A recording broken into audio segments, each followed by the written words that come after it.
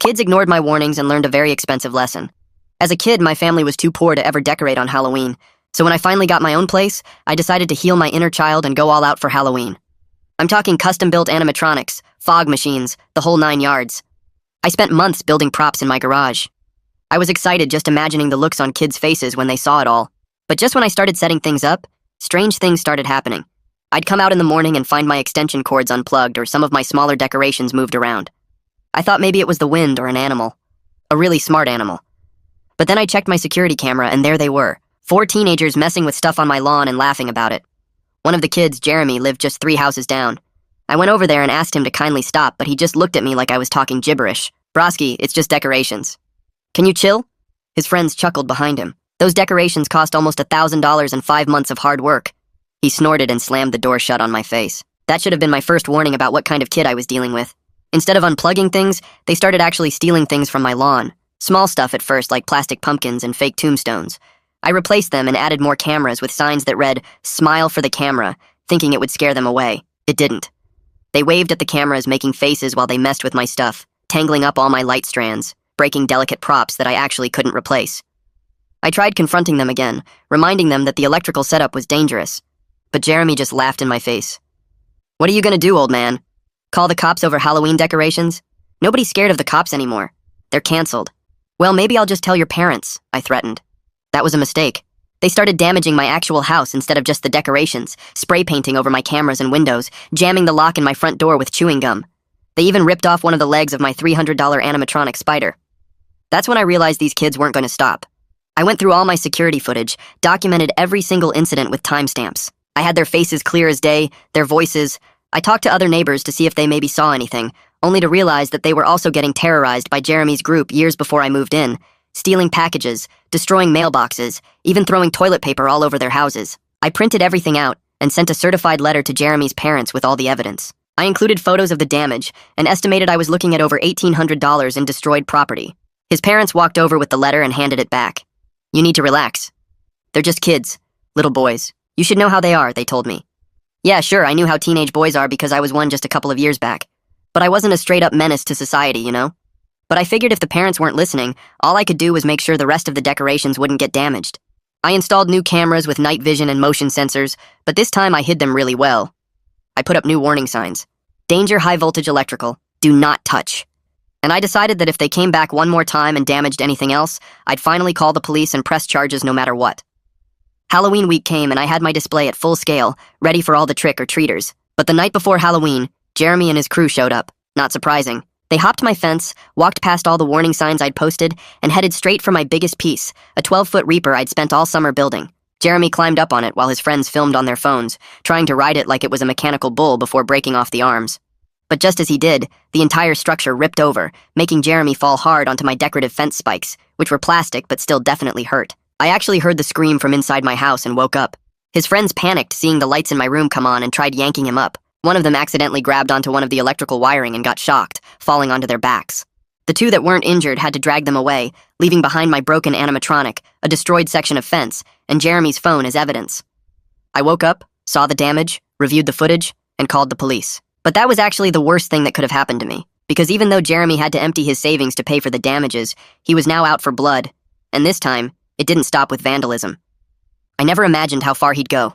The next morning, I pulled out my phone and started taking photos of every single piece of broken decoration, every scratch on my fence, every footprint in the dirt around the Reaper. My hands were still shaking from everything that happened just hours before. The police had taken statements from me and collected Jeremy's phone as evidence, but I knew this was just getting started. I couldn't stop thinking about what the officer said when he was leaving. He mentioned something about how kids like Jeremy don't usually stop after getting caught once, especially when they feel like they got embarrassed. The phrase "out for blood" kept running through my head while I measured the damaged sections and wrote down timestamps from my security footage. I sent everything to my email so I'd have backup copies in case something happened to my computer. 2 days passed without any contact, then my phone rang with an unknown number. It was Detective Hayes, the guy assigned to my case. He wanted to schedule a follow-up interview to go over some additional details and collect more documentation. I felt relieved hearing that there was an actual process happening, like the system was taking this seriously. But then Hayes mentioned that Jeremy's parents had already hired a lawyer, which meant everything would be going through official channels now. That made me worried because I knew lawyers meant delays and complications, and probably a lot more time before anything got resolved. Hayes told me to keep documenting everything and to call him directly if anything else happened. The following week, I got a call from the police department saying Jeremy was required to pay for the damaged animatronic and fence as part of the initial resolution. The amount came to about $800, which Hayes said was probably everything Jeremy had saved up from birthdays and odd jobs.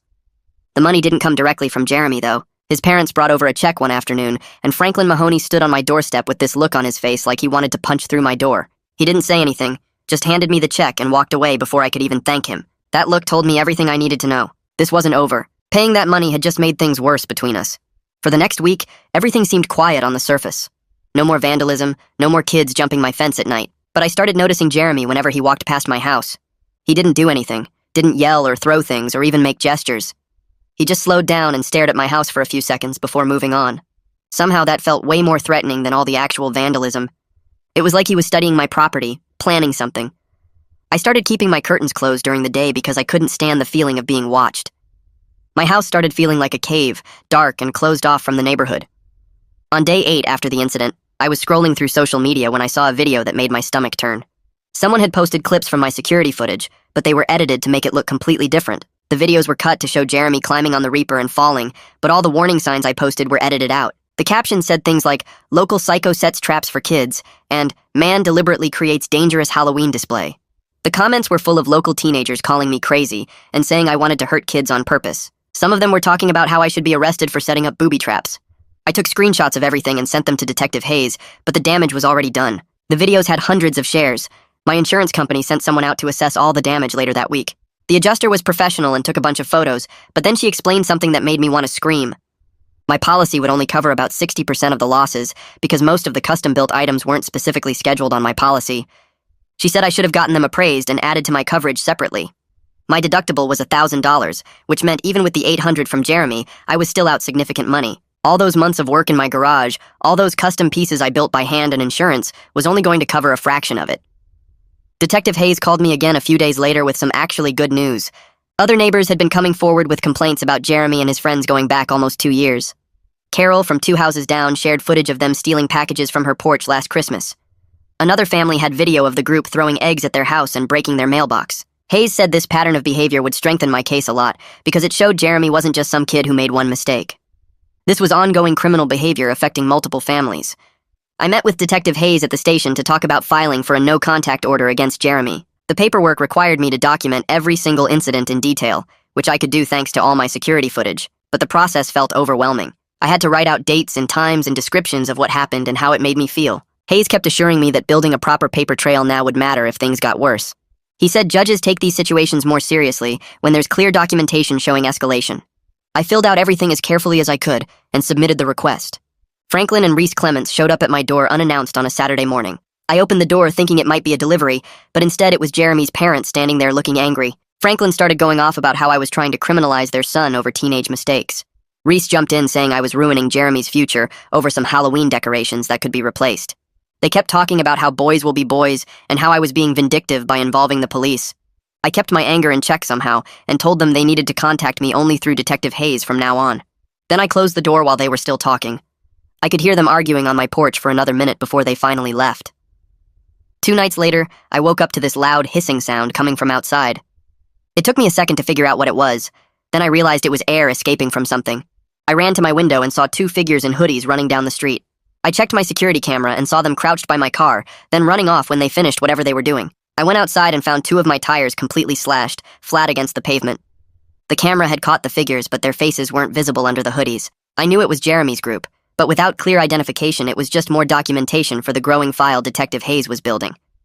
The tow truck didn't arrive until almost 9 in the morning, which meant I had to call work and explain why I'd be late. The driver took one look at the slashed tires and shook his head, saying he'd seen this kind of thing before in neighborhoods with problem kids. He loaded my car onto the flatbed and drove me to the nearest repair shop, where the manager told me I'd need 2 new tires at about $200 each after labor. I sat in their waiting room for 3 hours watching daytime television while they finished the work, my phone buzzing with missed messages from the office. When I finally got to work around 1 in the afternoon, Gabriella pulled me into her office before I even reached my desk. She closed the door and sat down across from me with this concerned look on her face. She mentioned that I'd seemed distracted lately, missing deadlines and showing up late, and she wanted to know if everything was okay at home. I gave her the short version about the harassment and the vandalism and the ongoing police investigation, trying to keep my voice steady. She listened without interrupting, then leaned back in her chair and sighed. She told me she understood that I was dealing with a difficult situation, but I needed to keep my work performance steady because the team was counting on me. I promised I'd do better and got back to my desk, feeling like I was failing at everything. That evening around 6, Carol showed up at my front door carrying a folder full of papers. She'd been talking to other families on the block about forming an actual neighborhood watch, not just casual complaints, but a real organized system. She explained that at least 8 households were fed up with the ongoing harassment from Jeremy's group, and they wanted to coordinate security footage sharing and set up a rotation for keeping eyes on each other's properties. She'd already created a group chat and drafted a schedule for evening patrols, and she wanted to know if I'd join. I agreed immediately, feeling this huge wave of relief that I wasn't facing this alone anymore. She handed me a printed copy of the patrol schedule and told me she'd add my number to the group chat tonight. The following week at work, I started noticing weird looks from some of my coworkers during lunch breaks. One of them, someone I barely knew from accounting, asked me straight out if I was the guy who set up traps to hurt kids on Halloween. I felt my face get hot and asked where she'd heard that. She said her sister went to the same gym as Jeremy's parents, and apparently they'd been telling everyone who'd listen that I deliberately created dangerous conditions to injure children who were just playing around. The story had spread to the local coffee shop too, and now people in the neighborhood were talking about me like I was some kind of monster. I tried explaining what actually happened, how the kids were ignored multiple warning signs and broke into my property to vandalize my stuff, but I could see the doubt in her eyes. By the end of the week, I felt my reputation crumbling faster than I could repair it, and there was nothing I could do to stop the rumors. Late one night around 2 a.m, my phone buzzed with a motion sensor alert from the garage. I grabbed my phone and pulled up the security feed, watching 2 dark figures trying to pry open the garage door with what looked like a crowbar. I called 911 immediately and kept watching the screen, my heart pounding so hard I could hear it in my ears. The figures must have heard something because they suddenly ran off toward the street just as I saw police lights approaching in the distance. 2 officers arrived within 5 minutes and walked around my property with flashlights, finding fresh pry marks on the garage door frame and scratches in the paint. They took photos and filled out another incident report, adding it to the growing file that Detective Hayes was building. One of the officers told me to consider upgrading my locks and maybe installing motion-activated lights around the perimeter. I thanked them and went back inside, but I couldn't sleep for the rest of the night. The next day, I made a decision that felt like admitting defeat. I rented a storage unit across town and spent the entire afternoon loading up my most valuable remaining props and animatronics. The 12-foot Reaper was already destroyed, but I still had the fog machines, the expensive sound system, and several custom pieces I'd built by hand over months of work. I wrapped everything carefully and drove it all to the storage facility, making 3 trips back and forth. When I was done, my garage looked empty and sad, nothing like the creative workshop it had been just weeks ago. I stood there staring at the bare walls and concrete floor, feeling like Jeremy had won. A few days later, Detective Hayes stopped by in the late afternoon. He'd been canvassing the neighborhood and collecting statements from multiple households, and he wanted to update me on what he'd found. At least 6 families had documented incidents involving Jeremy and his friends over the past 2 years, creating a clear pattern that the juvenile system couldn't ignore anymore. One neighbor had video of them throwing rocks at cars, another had footage of them stealing mail, and Carol had that clip of them taking packages from her porch last Christmas. Hayes said this pattern would strengthen my case significantly because it showed Jeremy wasn't just some kid who made one mistake. This was ongoing criminal behavior affecting the whole block. I felt validated hearing this, but I was also angry that it had taken so long for anyone to take real action. Halloween arrived exactly 1 year after I'd started planning my original display. This time, I only put up basic decorations, nothing expensive or elaborate, just some plastic pumpkins and a few strings of orange lights. I sat on my porch with a bowl of candy, watching kids in costumes walk up and down the street with their parents. Some parents thanked me for participating despite everything they'd heard about, and a few kids told me they liked my decorations, even though they were simple. But the joy I'd felt last year planning my elaborate display was completely gone, replaced by this cautious wariness every time someone approached my house. The evening passed without incident, and I packed everything away before midnight, relieved it was over. The day after Halloween, someone posted the doctored security videos again with new commentary. This version had circles drawn around the warning signs in the footage, with text suggesting I'd placed them as legal cover after the fact, not as genuine safety warnings. The post claimed I deliberately created dangerous conditions and then tried to hide behind liability protection. I downloaded everything and sent it to Detective Hayes, my hands shaking with anger. He called me back within an hour and assured me that the timeline of my camera footage proved otherwise, showing I'd installed the signs days before Halloween and that they were clearly visible in multiple angles. He said he'd document this as another form of harassment and add it to the file. My insurance company finally processed the claim in mid-November and sent a check for about $1,200 after the deductible. I stared at the number feeling sick because it covered less than half of my actual losses. So many of the custom pieces weren't specifically itemized on my policy, and the adjuster had valued them at basic replacement cost instead of the time and skill I'd invested. I learned an expensive lesson about proper insurance documentation, but it was too late to help with this situation. I deposited the check and tried not to think about all the hours of work that had been destroyed. I spent the following weekend upgrading my security even further. I installed motion-activated lights around the entire perimeter of my property, bright enough to light up the whole yard if anyone approached. I trimmed back all the bushes that had created blind spots for my cameras, hauling the branches to the curb in heavy bags. Then I called a locksmith and paid him to rekey all my doors because I'd become paranoid about copies of my keys somehow existing. The costs kept adding up, several hundred more dollars on top of everything else, but feeling safer was worth every penny. 2 weeks went by without any new problems, but then a thick envelope from the city showed up in my mailbox. I opened it standing right there on my driveway and felt my stomach drop when I read the header. Someone filed a code compliance complaint against my property, claiming my electrical setup for Halloween decorations created dangerous conditions. The complaint said I was running extension cords wrong and overloading circuits and creating fire hazards. I knew this was garbage because I'd been super careful about following all the electrical codes when I set everything up. I even had permits for the major installations.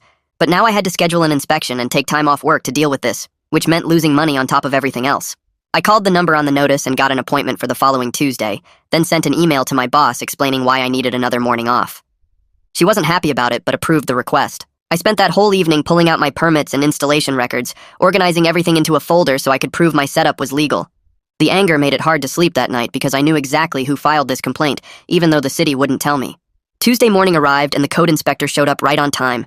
He was an older guy with a clipboard and a serious expression who introduced himself and got straight to work. I handed him my folder of permits and records, then followed him around my property while he examined every outlet, every connection, every extension cord I'd used. He took photos and made notes, checking voltage loads and testing circuits with some kind of meter. The whole process took over an hour, and I stood there the entire time, watching him work and trying not to look as nervous as I felt. When he finally finished, he closed his clipboard and looked at me with something like sympathy in his eyes. He told me everything was properly installed and permitted, all my electrical work met code requirements, and there were no violations to cite. Then he said something that made me feel both validated and furious at the same time. He said the complaint was clearly someone trying to cause problems for me, probably someone who had a personal issue, and he could tell this was harassment disguised as a safety concern. He couldn't tell me who filed the complaint because that information was protected, but we both knew. He closed the case right there with no violations found and told me to keep my documentation in case someone tried this again. I thanked him and watched him drive away, then went inside and immediately updated Detective Hayes about this new form of harassment. That same week, things got worse. I came home from work on Thursday and found my front door covered in eggs and spray paint. The eggs had dried into a crusty mess that was going to be hard to clean, and someone had tagged the door with the word "Psycho" in bright red paint. But that wasn't even the worst part. I walked around to check the rest of the house and found scorch marks on the siding near my garage where someone had set off a firework. The damage wasn't huge, but the message was crystal clear. They were stepping things up. I grabbed my hose and a scrub brush and started cleaning the egg off my door while my security cameras recorded everything. The spray paint was going to need special cleaner, so I made a note to buy some after I finished with the eggs. I was scrubbing away, my arms getting tired, when I pulled out my phone and emailed the new footage to Detective Hayes before I was even done cleaning. The email said I was documenting another escalation and asked what else I could do to make this stop. He called me back within an hour and told me to save my receipts for the cleaning supplies and the paint I'd need to fix the door. He said every incident was building the case even though it felt painfully slow. The constant problems were destroying my ability to sleep. I'd lie in bed listening to every sound outside, jumping at car doors and wind and anything that might be someone messing with my property. I was exhausted all the time, dragging through my workdays and drinking way too much coffee just to stay functional. My friend Reed Durham noticed how wrecked I looked when we met up for lunch one day and offered to let me crash at his apartment across town for a night. He said I needed to get away from my house and actually rest somewhere I felt safe. I took him up on it that weekend, packing an overnight bag and driving to his place feeling guilty the whole way. His apartment was small but clean and quiet, and most importantly, it was far enough away that I couldn't obsess about my house. We ordered pizza and watched movies until late, and for the first time in weeks, I actually fell asleep without waking up every hour. I slept through the entire night, something that felt almost impossible at this point. But even while I was getting that rest, part of me worried about what might be happening to my house while I wasn't there to watch it. I drove home the next morning feeling more rested than I had in forever, but that feeling disappeared fast. As soon as I pulled into my driveway, I smelled something wrong. It was a faint smoke smell, not fresh but definitely recent, coming from somewhere near my garage. I walked around the side of the house and found a pile of leaves stacked against the garage door with scorch marks running through them. Someone had tried to start a fire. The leaves were burned in places, but the fire hadn't caught properly, probably because the leaves were still a bit damp from recent rain. My hands started shaking as I stared at the evidence. If those leaves had been drier, if the fire had caught and spread to the wooden garage door, my whole garage could have burned down with all my tools and storage inside. Maybe even the house. I pulled out my phone and called Detective Hayes immediately, my voice coming out higher than normal as I explained what I'd found. He told me not to touch anything and said he was sending someone right away. Detective Hayes showed up with a fire department inspector about an hour later. The inspector was a woman with short gray hair who took her job very seriously. She examined the scorch marks in the leaves, took photos from multiple angles, and used some kind of tool to collect samples of the burned material. She asked me questions about when I'd left and when I got back, writing down all the timing information. After she finished documenting everything, she confirmed that the burn pattern matched what you'd see from a firework or similar ignition source. She said someone definitely tried to start a fire here, and it was only luck that it didn't catch. Then she told Detective Hayes that this needed to be classified as attempted arson, which was way more serious than vandalism or property damage. She filled out an official report right there, and Detective Hayes made copies of everything for his case file. I stood there watching them work and feeling sick, thinking about how close I'd come to losing everything. The fire inspector told me to install a fire extinguisher near my garage and to keep the area clear of anything flammable, which I agreed to do immediately. That evening my phone rang and it was Carol. She sounded excited in a weird way, like she had important news. She told me to check my email because she was sending me something from her Ring camera. I opened my laptop and found the video file she'd sent. The footage showed Jeremy walking past my house on the morning when the fire attempt happened. He was carrying something in his hand that looked exactly like a Roman candle firework. Carol had circled the timestamp on the video, and it matched perfectly with the window when the leaves must have been burned based on what I'd told the fire inspector. This was it. Finally, we had clear footage of Jeremy specifically doing something that couldn't be explained away or dismissed. I watched the video 3 more times to make sure I was seeing it right, then forwarded it immediately to Detective Hayes with a message saying this was proof Jeremy was the one who tried to burn down my garage. He responded within minutes saying this was exactly what they needed, and he'd be moving forward with formal questioning. Detective Hayes brought Jeremy in for an interview a few days later. I wasn't there, but Hayes called me afterward to fill me in on what happened. Jeremy showed up with both his parents, Franklin and Reese, and they had their lawyer with them. The lawyer did most of the talking while Jeremy sat there looking bored. Hayes showed them Carol's video footage with the timestamp and the clear image of Jeremy holding the firework. He asked Jeremy to explain what he was doing walking past my house at that specific time, carrying that specific item. Jeremy denied everything. He said the video didn't prove anything and that lots of people have fireworks and walk around the neighborhood. His lawyer backed him up, arguing that carrying a firework isn't proof that someone used it to commit arson. They stonewalled every question, refusing to admit anything or explain the suspicious timing. The whole interview ended with nothing accomplished except more documentation. I felt so frustrated when Hayes told me this.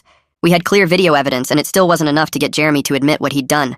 The system moved so slowly, grinding through procedures and paperwork while I was stuck dealing with the consequences. But then something changed.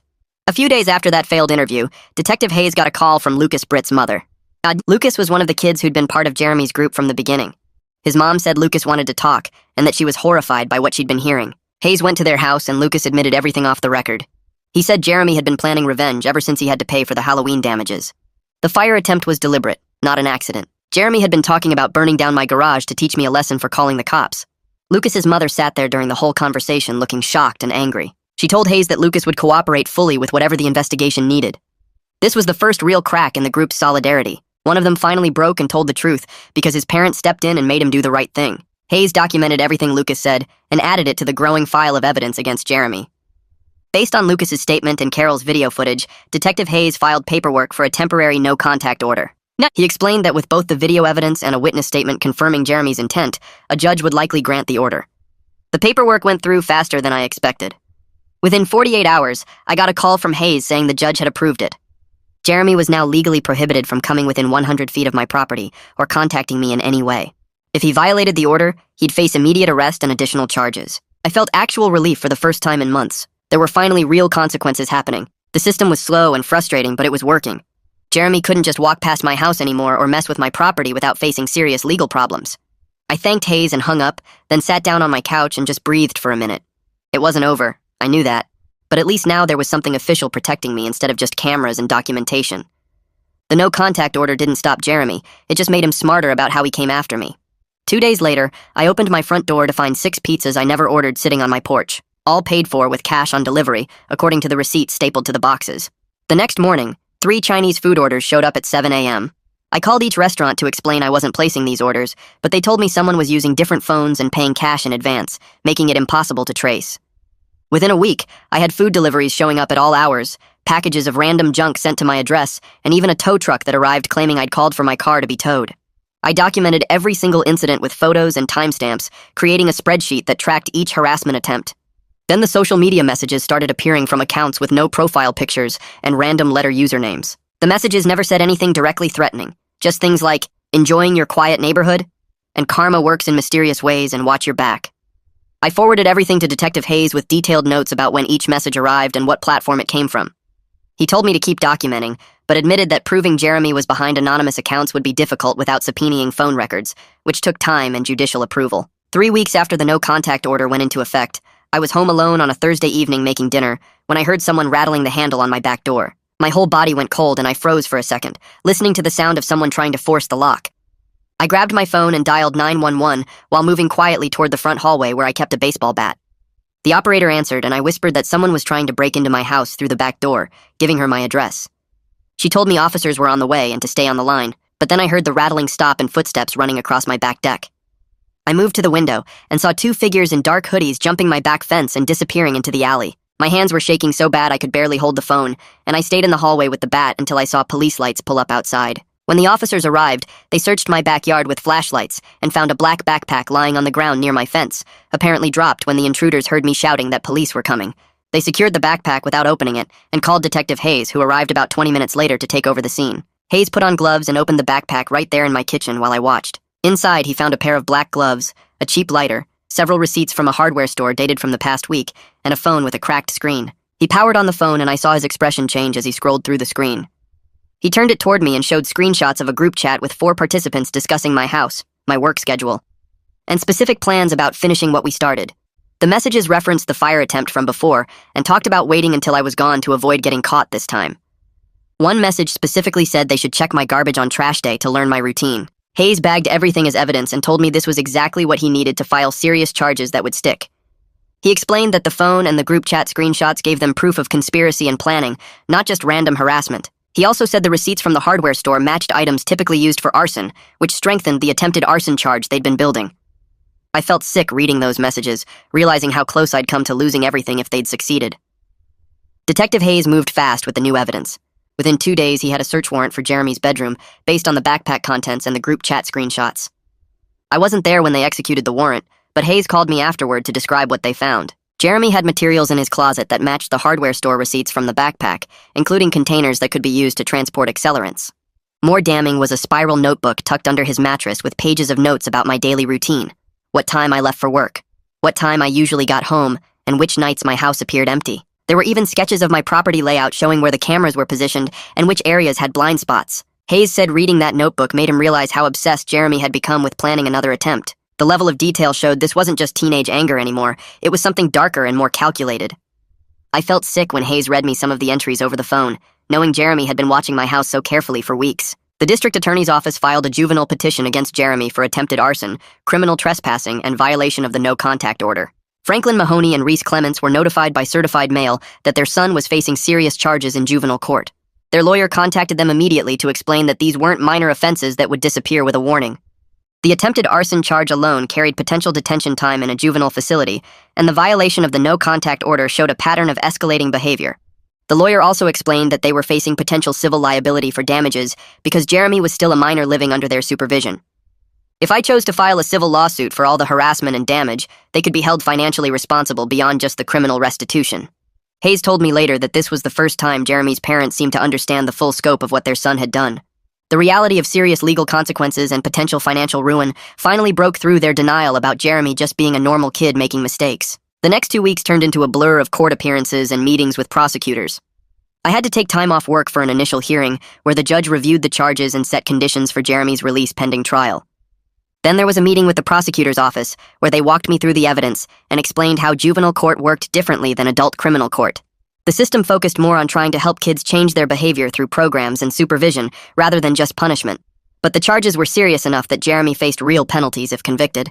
I had to go to another hearing where they discussed whether Jeremy should remain at home or be placed in temporary detention, and the judge decided home detention with an ankle monitor was appropriate given the severity of the charges. Each court appearance meant taking time off work, and Gabriella pulled me aside after I requested my 4th absence in 2 weeks. She asked if everything was okay because my performance had been slipping and I'd been distracted during meetings. I gave her a brief explanation about the ongoing legal situation, and she was sympathetic, but reminded me that I needed to find a way to balance this with my job responsibilities because the company had deadlines that couldn't keep being pushed back. About 3 weeks into the court process, the prosecutor called to tell me that Jeremy's lawyer had approached him about negotiating a plea agreement.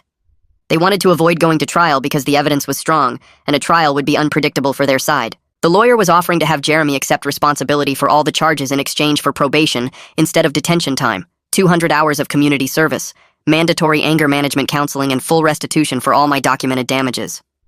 The prosecutor explained that this kind of plea deal was common in juvenile cases because the system preferred rehabilitation over punishment when possible. He asked for my input on whether I would support accepting the plea or if I wanted them to push forward with a trial. He reminded me that my opinion mattered, but ultimately the decision belonged to the district attorney's office since this was a criminal case, not a civil lawsuit. I spent that whole night lying awake thinking about whether a plea deal would be enough justice for everything Jeremy had put me through. Part of me wanted to see him face a trial and get the maximum consequences possible, but another part of me was exhausted from all the court appearances and just wanted this to be over. I called Detective Hayes the next morning to get his advice, and he was honest with me about the risks. He explained that trials were unpredictable, even with strong evidence, because you never knew how a judge might rule or what arguments the defense might make that could create reasonable doubt. A plea agreement guaranteed that Jeremy would face real consequences and be held accountable, while a trial might result in lesser findings or even acquittal on some charges if something went wrong. Hayes reminded me that the goal was to make sure Jeremy faced meaningful penalties and had supervision to prevent him from doing this again, not necessarily to get the harshest punishment possible. After thinking about it for another day, I decided that guaranteed accountability was better than risking Jeremy getting off with nothing because of some legal technicality or unexpected trial outcome. I called the prosecutor back and told him I would support the plea agreement as long as the probation terms were strict and the no-contact order remained in effect. The plea hearing happened on a cold morning in early December at the juvenile courthouse downtown. I sat in the gallery while Jeremy stood before the judge with his lawyer beside him and his parents sitting in the row behind him looking defeated. The judge asked Jeremy directly if he understood the charges and if he was pleading guilty of his own free will, and Jeremy had to answer yes to each question. Then the judge went through each charge one by one, asking Jeremy to admit what he had done. Jeremy had to say out loud that he violated the no-contact order, that he attempted to start a fire at my property, and that he trespassed on my property with intent to cause damage. His voice was quiet, and he kept his eyes down the whole time, but he admitted to everything. The judge accepted the plea and then announced the sentence terms. Jeremy would serve 18 months of probation with regular check-ins with a probation officer, complete 200 hours of community service at locations approved by the court, attend mandatory anger management counseling once a week for 6 months, and comply with a formalized no-contact order that would remain in effect through his entire probation period. The judge made it clear that any violation of these terms would result in immediate detention and additional charges. The judge also addressed the restitution portion of the sentence. Based on all my documented damages, including the destroyed Halloween decorations, the fire damage to my garage siding, the slashed tires, the cost of additional security equipment, and the food delivery harassment, the total came to $3,200. The judge ordered Jeremy to pay this amount in full through a payment schedule managed by the court. Jeremy would pay what he could from any money he earned, and his parents would be responsible for covering the rest since he was still a minor. The payment schedule was set up with monthly installments over the next 18 months, with the full amount due before his probation ended. It wasn't everything I'd lost when you factored in all the time off work, the emotional stress, and the items that couldn't be replaced, but it was more than I'd expected to actually recover through the court system. The judge made Franklin and Reese sign paperwork, acknowledging their responsibility for the payments, and I watched them both look older and more tired than they had at the beginning of this whole situation. After the hearing, I spent that weekend going through my garage and photographing everything I had left. I posted the animatronics and props on 3 different Halloween enthusiast forums and Facebook Marketplace, pricing them fairly but firm enough to actually recoup some money. The 12-foot Reaper was destroyed, but I still had a functioning fog machine, 2 smaller animatronics that hadn't been damaged, and about 15 handmade tombstones. Within a week, I sold the fog machine to a guy 2 towns over for $200, and a Halloween store owner bought both animatronics for $500 combined. Letting them go hurt more than I expected because I'd spent hours in my garage building each piece by hand, but I needed to be practical about finances. The tombstones went in smaller batches over the next few weeks, bringing in another $300 total. It wasn't enough to cover everything I'd lost, but combined with the insurance payout and the court-ordered restitution, I could at least stop bleeding money. Carol called me the Tuesday after the hearing to say she'd gotten commitments from 7 other families to join the neighborhood watch. We met at her house that weekend to set everything up, sitting around her kitchen table with coffee while we hammered out the details. We created a shared group chat and divided the evening hours into shifts, so someone was always keeping an eye on the street between 6 and midnight. 8 families total meant we each only had to patrol 1 evening per week, which felt manageable. Carol printed out a schedule and laminated copies for everyone. The first night we started the rotation, I saw at least 3 neighbors out walking their dogs or checking their mailboxes during my shift, and it made the whole street feel different. It wasn't the quiet neighborhood I'd hoped to live in when I moved here, but at least we were looking out for each other now. The first week after we started the watch, I slept through the entire night for the first time in months. I still woke up twice to check my phone and pull up the security camera feeds, but I fell back asleep both times instead of lying there with my heart pounding until dawn. As more weeks passed without any new incidents, my body started to relax in ways I didn't even realize had been tense. My shoulders didn't ache constantly anymore. I stopped jumping at every car door slamming outside. I still checked the cameras obsessively, probably 10 times a day, but the panic that used to come with it faded into just a habit. One morning I woke up and realized I'd been living in crisis mode for months, and my body was completely exhausted from it. Work got better too, as I could finally focus without constantly checking my phone for security alerts or dealing with emergencies. I stopped showing up late because of vandalism cleanup or court appearances. I met my project deadlines without extensions for the first time since Halloween. Gabriella pulled me aside in January after a team meeting and told me she was glad to see me getting back to normal, that she'd been worried about me for a while. During my annual review in late January, she mentioned my recent improved performance and gave me a small raise, 3%, which wasn't huge, but helped offset some of the financial damage from everything that happened. I thanked her and didn't mention that normal still felt pretty far away, but at least I was functional again. The letter from the juvenile probation office arrived on a Thursday in late January. I saw the official return address and knew what it was before I even opened it. Inside was a single page with Jeremy's name at the top and a court-ordered apology that was clearly written by his lawyer. The language was completely generic, talking about poor choices and learning from mistakes and accepting responsibility for actions. There was nothing in it that acknowledged the actual fear and violation he'd caused, nothing that felt like it came from him personally. It was just legal boilerplate designed to check a box on his probation requirements. I read it twice, looking for anything genuine, then filed it away in the folder with all the police reports and court documents. It didn't give me any satisfaction, but I hadn't really expected it to. I started planning next Halloween in early February, sketching ideas in a notebook during my lunch breaks. This time, I kept everything realistic and focused on safety. I'd keep all the decorations closer to the house where I could see them from my windows. I'd only use weather-resistant pieces that could be easily secured or brought inside each night. I'd install even better lighting around the perimeter so nothing was hidden in shadows. The joy of decorating wasn't completely dead inside me, but it was definitely tempered by hard lessons about security and realistic expectations. I wasn't going to recreate my original vision of an elaborate Halloween wonderland, but I could do something smaller and safer that wouldn't make me a target. One afternoon in February, I was driving home from the grocery store when I saw Jeremy picking up trash along the main road. He was wearing a bright orange safety vest and using one of those grabber tools to collect litter into a black garbage bag. A man in a county vehicle was parked about 50 feet away, watching him, and I recognized the supervisor as Albert Gomez from the probation paperwork. Jeremy looked up as I drove past, and our eyes met for just a second before I looked back at the road. Neither of us waved or nodded or acknowledged the other in any way. I felt this strange mix of vindication and emptiness, watching him do court-ordered labor in an orange vest, like I'd won something but it didn't feel as good as I thought it would. Albert Gomez called me a week later as part of his regular check-ins. He confirmed that Jeremy hadn't violated the no-contact order and asked if I'd noticed any suspicious activity around my property. I told him everything had been quiet since the plea hearing. He encouraged me to keep documenting anything that seemed off, and reminded me that Jeremy's probation terms included regular searches of his room and strict curfews, so he was being actively monitored. Knowing that someone official was keeping tabs on the situation helped me feel less vulnerable, like I wasn't just relying on my cameras and the neighborhood watch to catch problems. By March, Albert called again to update me that Jeremy had completed about 50 hours of his community service, which was a quarter of the total requirement.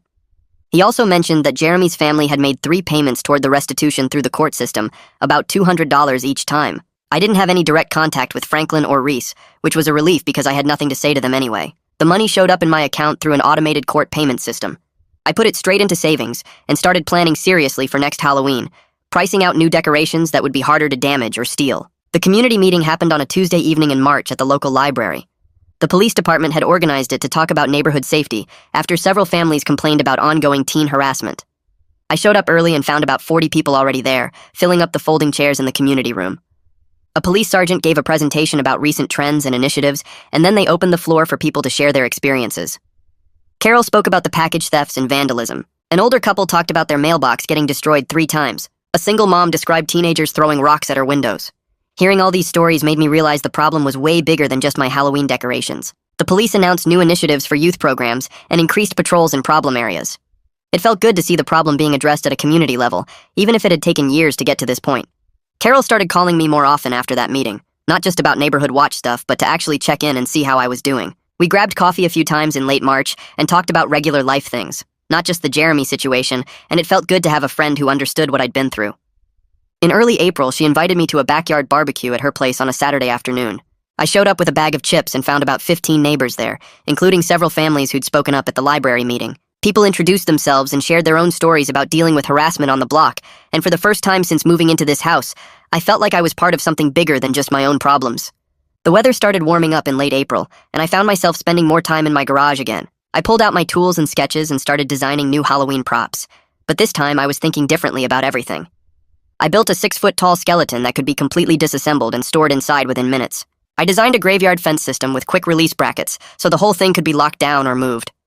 Every piece I worked on had security built into the design from the start, making sure nothing was too heavy to move quickly or too delicate to survive being handled roughly. The creative process felt healing in a way I didn't expect, like I was taking back control of something that had been stolen from me. I spent hours in the garage measuring and cutting and painting, and my mind felt clearer than it had in months. In May, I got an official letter from the juvenile probation office, letting me know that Jeremy had completed his court-ordered anger management program. The letter said his probation officer reported that he was maintaining good behavior and meeting all his requirements. Part of me wanted to feel satisfied that the system was working, and that maybe Jeremy was actually learning something from all this. But mostly I just felt cautious and kind of empty about the whole thing. I'd learned over the past year that doing what you're told because a court makes you is not the same as actually changing who you are inside.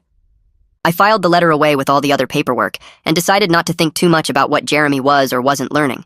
By late summer, I started thinking about how to handle Halloween differently this year. I didn't want to hide inside my house or give up on decorating completely, but I also knew I couldn't just set everything up and hope for the best. I talked to Carol about organizing an open house event where neighbors could come see the setup before Halloween night. She loved the idea and offered to help me plan it. We spent a few evenings in September putting together invitations and a schedule. We decided to do it on the first Saturday in October from 2 to 5 in the afternoon. Carol helped me make a list of all the families on our neighborhood watch group, and we hand-delivered invitations to about 40 houses. The goal was to build connections with people and show them that my decorations were meant to bring joy to the community, not cause problems or drama. The open house turned out way better than I expected. About 30 neighbors stopped by throughout the afternoon, including families with little kids who were already excited about Halloween. The kids loved climbing on the props and asking questions about how everything worked. Parents told me they appreciated the effort, and several people offered to help me set up on Halloween night and keep an eye on things. One dad said he'd walk through every couple hours just to make sure everything stayed peaceful. A mom offered to bring her teenage son to help me move props inside at the end of the night. Standing in my yard surrounded by neighbors who actually cared about what I was doing made me feel supported in a way I never experienced during my first Halloween here. Halloween night finally came and I was nervous but determined to make it work. I had my scaled-down display running with all the security measures in place. Carol and 3 other neighbors took turns walking through my yard throughout the evening, chatting with trick-or-treaters and just being visible. My security cameras were recording everything, and my motion sensors were active. The evening went smoothly with hundreds of kids coming through in costumes. Parents thanked me for decorating and kids got excited about the animatronics. 0 incidents happened all night. No vandalism, no harassment, no problems at all. I actually enjoyed myself for the first time in a year, handing out candy and seeing kids smile at the decorations I'd worked so hard to create. The next morning I woke up early and went through all my security footage from the night before. Every single clip showed happy kids in costumes, grateful parents and neighbors keeping watch. Nothing but normal Halloween fun. Carol sent a text to the neighborhood watch group chat, saying everything stayed quiet on her end too.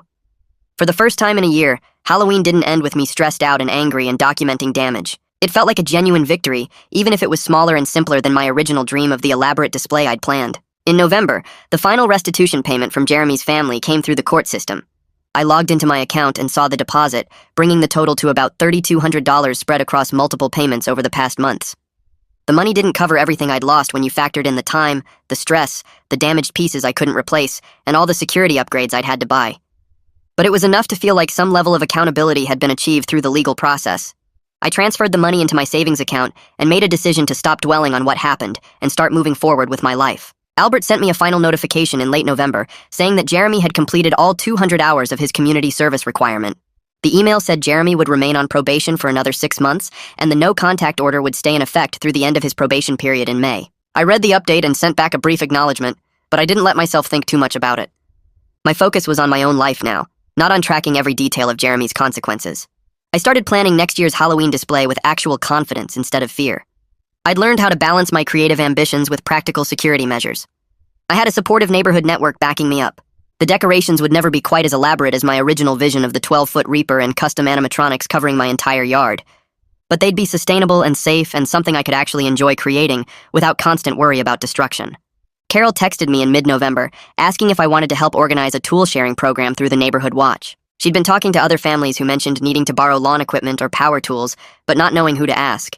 We set up a shared document where people could list what tools they had available to lend and what they might need to borrow. Within 2 weeks, 12 families signed up and people were actually using it. Someone borrowed my leaf blower. I borrowed a pressure washer from 3 houses down, and it felt good to have a reason to interact with neighbors beyond just security concerns. Carol also started planning monthly social events, just casual stuff like weekend cookouts or holiday potlucks where families could get to know each other better. The first one happened in early December, and about 20 people showed up. Kids played in someone's backyard while adults talked and shared food. Multiple neighbors mentioned that they'd noticed way less trouble with teenagers lately, not just from Jeremy's group, but from other kids who used to cause problems too. Our cameras and regular evening walks seemed to be working as a real deterrent. I sat down one weekend and wrote out clear rules for myself about future Halloween displays. Everything had to be either secured with locks and cables or light enough to bring inside quickly each night. I'd communicate my plans with neighbors at least 2 weeks in advance, so everyone knew what to expect and could offer input or concerns. I'd check in with the neighborhood watch group regularly during October to make sure everyone felt comfortable and safe. And I'd keep my security system active all year, not just during Halloween season, because prevention was better than dealing with damage after the fact. Writing these boundaries down made me feel more in control, like I had an actual plan instead of just hoping things would work out. I knew I could still enjoy decorating without making myself a target again. December came with cold weather and early darkness. I found myself thinking about everything that happened over the past year while I was putting up simple Christmas lights on my porch. My original dream of those huge, elaborate Halloween displays with custom animatronics covering my entire yard felt like it belonged to a different person now. I'd learned that security and community responsibility had to come first, even if it meant scaling back my creative ambitions. But I hadn't given up completely. I was just smarter now about what risks I could handle and what precautions I needed to take. I felt more connected to my neighbors than I ever expected to, and I actually knew people's names and had their phone numbers saved. I could handle problems better because I wasn't trying to deal with everything alone anymore. Jeremy's consequences still felt incomplete to me. Probation and community service didn't erase what he put me through or fully pay back what I lost, but I'd built something more sustainable than what I started with. Next Halloween would be better because I was prepared, I had support, and I understood the reality of living in this neighborhood. And that's the full rundown. I try to keep things short but meaningful, so hopefully this gave you a useful takeaway. Even one small shift in perspective can matter. Subscribe so you'll catch the next one.